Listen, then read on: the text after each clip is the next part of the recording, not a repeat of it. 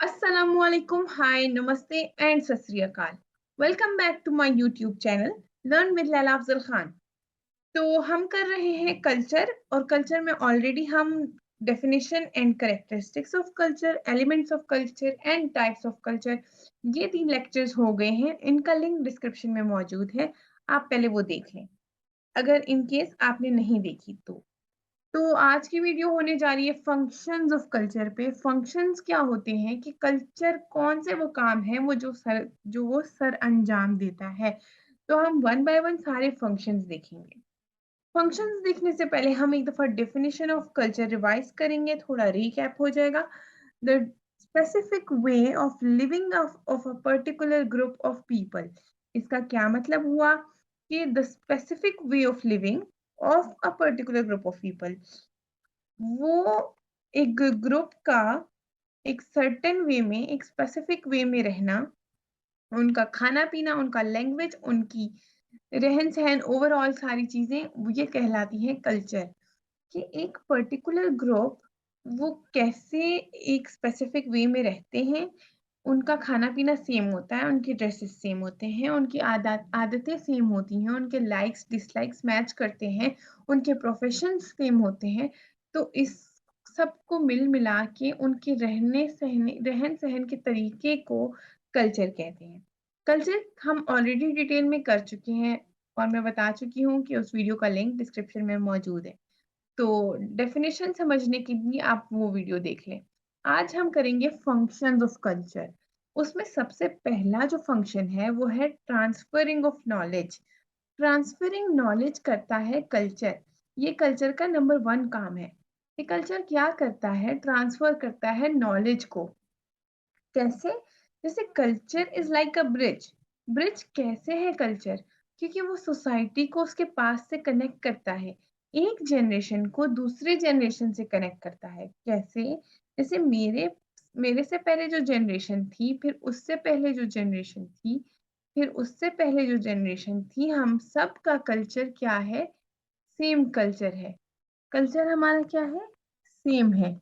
और हमारे कल्चर के डिफरेंट ट्रेड्स सेम है, सब कुछ सेम है। और इस कल्चर ने नॉलेज को कैसे ट्रांसफर किया, ये मैं आपको बताऊंगी। थ्रू फोक स्टोरीज और बुक्स, यानी कि या फिर रिटन फॉर्म में, या फिर वर्बली, कल्चर ने क्या किया? नॉलेज को ट्रांसफर किया एक जनरेशन से दूसरे जनरेशन पे। कैसे? Through books and folk stories. और इसके अलावा कल्चर में क्या हुआ? अगर हम यहाँ पे देखें, culture is treasury of knowledge. Culture को खजाना कहा गया है नॉलेज का। कैसे? क्यों? क्योंकि लैंग्वेज की अगर बात करें तो अगर फॉर एग्जांपल मैं किसी फैमिली से बिलोंग करती हूँ, whatsoever is my mother tongue, जो भी मेरी मदर टंग है, मेरी वही लैंग्वेज ट्रांसफर हुई दूसरे जनरेशन पे, वही लैंग्वेज ट्रांसफर हुई दूसरे लैंग्वेज पे। इसका एक असर पड़ता है। क्या असर पड़ता है? इससे नॉलेज ट्रांसफर होती है। हम एक लैंग्वेज में एक-दूसरे को चीज़ें समझाते हैं, हमारी नॉलेज में इज़ाफ़ा होता है। इसी तरह अगर हम नॉर्म्स की बात करें, तो हर कल्चर के, जैसे कि हमने एलिमेंट्स ऑफ कल्चर में पढ़ा था कि हर कल्चर के अपने नॉर्म्स होते हैं। वो नॉर्म्स की जो लैंग्वेज है कि क्या गलत है, क्या सही है, कौन से हमारे नॉर्म्स हैं, ये नॉलेज हमें कैसे आई, हमारे जनरेशन तक ये कैसे पहुँची? थ्रू द प्रीवियस कल्चर्स पहुँची, क्योंकि कल्चर टू कल्चर क्या होता है? नॉलेज ट्रांसफर होता है। इसी तरह हमने पढ़ा था कि हर कल्चर के अपने कस्टम्स होते हैं। मिलने के तरीके, बैठने के तरीके, एक-दूसरे से बात करने का तरीका सब हर कल्चर में अलग होता है। और एक पैटर्न वे ऑफ बिहेवियर है हमारा, वो हमने कहाँ से सीखा? ये नॉलेज हमारे पास कहाँ से आई? कल्चर से आई। हमने अपने बड़ों को देखा, हमसे पहले की जनरेशन को देखा, वो कैसे मिलते थे, हम भी वैसे ही एक-दूसरे से मिलते हैं, सलाम करते हैं, बैठते हैं और बातें करते हैं। तो ये कस्टम्स भी हमारे पास कहाँ से आए? हमने कहाँ से सीखे? हमने कल्चर से सीखे। आगे चलते हैं, बिलीफ्स की अगर बात करें तो हम बिलीफ हमारा जो बिलीफ है वो मैच करता है हमारे बिलीफ जो हमसे पहले जनरेशन के थे। इसी तरह उनके मैच करते हैं जो उनसे पहले के जनरेशन के थे। तो ये चीज़ जनरेशन टू जनरेशन ट्रांसफ़र हुई है। कैसे? Through our culture. इसके अलावा अगर हम फूड की बात करें, क्या खाने में खाया जाता है, क्या चीज़ अच्छी है, क्या चीज़ बुरी है, क्या चीज़ अच्छी समझी जाती है और क्या चीज़ खाने में अच्छी नहीं समझी जाती, ये सारी नॉलेज भी हमें हमारे कल्चर से मिलती है। इसके अलावा हमारा जो ड्रेसिंग है, हर कल्चर के अपने स्टाइल ऑफ ड्रेसिंग है। वो स्टाइल कहाँ से हमें मिलता है, हम ये कल्चर से सीखते हैं। एक सोसाइटी का हिस्सा होके, एक-दूसरे से देख के और फिर उन लोगों ने कहाँ से सीखा, generation to generation as I have said ये ट्रांसफ़र हुई है ये चीज़, तो हमारे पास पहुँची है। तो ये चीज़ें जो हमने अभी तक सारी पढ़ी, language, norms, customs, beliefs, food, इसके अलावा ड्रेसिंग, ये सारी चीज़ें हमारे पास आईं थ्रू फ़ोक स्टोरीज़ और बुक्स। या तो हमारे बड़े हमें कहानियाँ सुनाते थे और वो हमें बताते थे पहले ऐसा होता था, फिर अभी भी ऐसा होता है। तो कल्चर जो है जनरेशन टू जनरेशन ट्रांसफ़र करता है नॉलेज। आई होप सो पहला जो फंक्शन है कल्चर का वो बहुत अच्छे से आप लोगों को समझ आ गया। अब हम पढ़ेंगे सेकंड जो ट्रेट है या सेकंड जो फंक्शन है कल्चर का, वो क्या है? वो है कि कल्चर बनाता है एक इंडिविजुअल की पर्सनैलिटी। कैसे? वो हम अभी आगे बढ़ते हैं। जैसे culture culture shapes an individual's personality. कैसे एक्ट करना है, कैसे सोचना है, क्या सोचना है और फीलिंग्स, इन सब को डोमिनेट करता है हमारा कल्चर। कैसे? जैसे हमारी जो सोच है वो हमारे इर्द-गिर्द से रिलेटेड होगी और इर्द-गिर्द में हमारे सराउंडिंग्स में हमारा कल्चर ही है ना, तो हमारा कल्चर इस तरह से हमारी थिंकिंग को, हमारी फीलिंग को, हमारी एक्टिंग को डोमिनेट करता है। इसके अलावा कल्चर अ, कंडक्ट को रेगुलेट करता है। It regulates the conduct through norms, जैसे रिवार्ड्स और पनिशमेंट्स के थ्रू। कैसे? जैसे अगर फॉर एग्ज़ाम्पल एक इंडिविजुअल है सोसाइटी का, वो अच्छा काम करेगा तो उसको प्रेज़ किया जाएगा, उसकी तारीफ़ होगी, उसको अच्छी बातें कही जाएँगी, उसको उसकी तारीफ़ होगी सोसाइटी में, तो इससे वो इंडिविजुअल सोसाइटी में फ़र्दर वही अच्छे काम करेगा और वो उसकी पर्सनैलिटी का हिस्सा बनती जाएगी, वो अच्छे काम। इसी तरह पनिशमेंट्स की अगर बात करें, तो एक सोसाइटी में हमें बताया जाता है हर इंडिविजुअल को कि ये करना है और ये नहीं करना।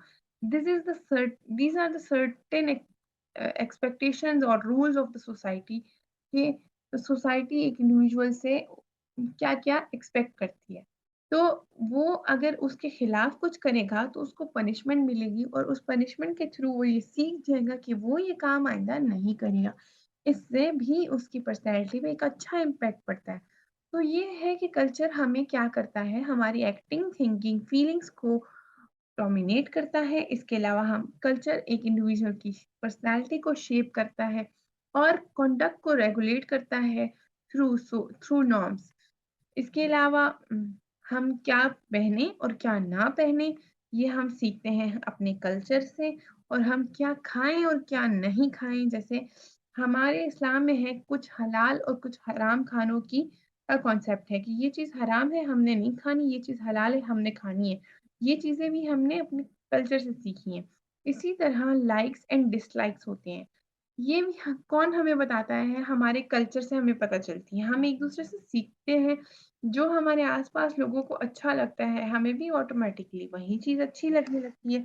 इस तरह कि कैसे किसी से बात करनी है, कैसे उठना है, कैसे बैठना है, कैसे एक ग्रुप में बैठ के बात करनी है, कैसे शादियाँ अटेंड करनी है, कैसे हमने किसी के फनरल पर जाना है, कैसे हमने मार्केट से कोई चीज़ खरीदारी करनी है, अगर हमने बिज़नेस करना है, तो ये सारी चीज़ें छोटे लेवल से लेके बड़े लेवल तक, सारी चीज़ें हमें बताती है कल्चर।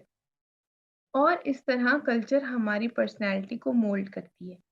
अब हम करेंगे थर्ड फंक्शन ऑफ कल्चर, जो कि है डिफाइन्स सिचुएशन। इसका मतलब ये है कि कल्चर एक सिचुएशन को फर्दर डिस्क्राइब करती है, डिफाइन करती है, वाज़ेह करती है। कैसे? फॉर एग्ज़ाम्पल अगर हम मैरिज की बात करें, तो हमें पता है कि किसी हमारे कल्चर से हमने सीखा कि किसी शादी पे कैसे जाना है, अच्छे से तैयार होके, अच्छे कपड़े पहन के तैयार होके शादी पे जाना है। तो किसी फंक्शन पे जाना और उसकी क्या रिक्वायरमेंट्स है कि कैसे आपने जाना है वहाँ पे अगर उस कल्चर का कोई कल्चरल डांस है वो होगा, कल्चरल म्यूज़िक होगा, ये चीज़ें होंगी।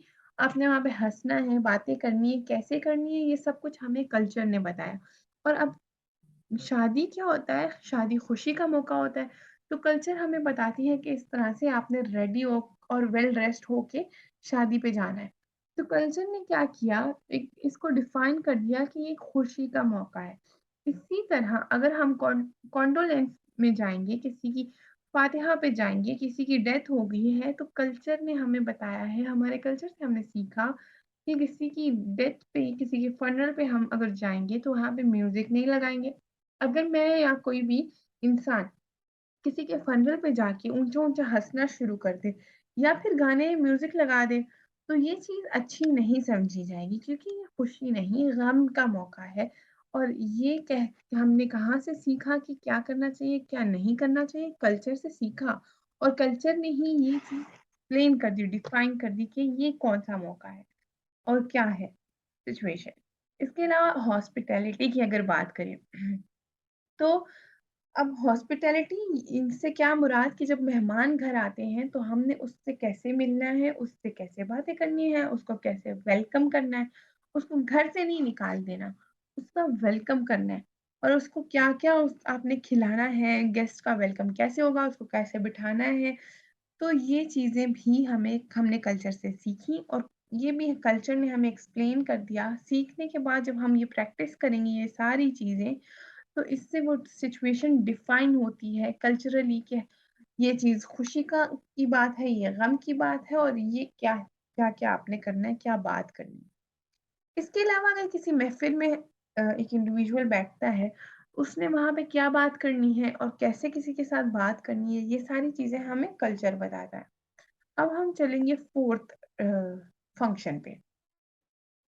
4th और लास्ट फंक्शन जो कल्चर का है, वो ये है कि कल्चर फुलफ़िल करता है कुछ बायोलॉजिकल और कुछ सोशल नीड्स को भी। ये कैसे करता है?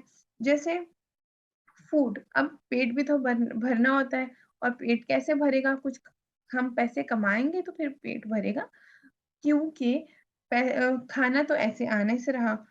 तो इसके लिए हमने क्या सीखा, हमने कल्चरली अपने कल्चर में देखा कि डिफरेंट प्रोफ़ेशंस हैं, हमने एक-दूसरे से सीख के खुद पैसे कमाए और फिर खाना यानी कि जो हमारी बायोलॉजिकल नीड है, जो नेचुरल नीड है, खाना खाना, भूख लगना, ये भी फुलफ़िल होती है। इसी तरह शेल्टर भी यही चीज़ है कि ये भी हम देखें एक अगर किसी हमने कल्चर से ना सीखा होता तो हमें नहीं पता होता कि एक घर के अंदर कैसे रहना है और घर क्यों ज़रूरी है, फिर रोडों पे पड़े होते।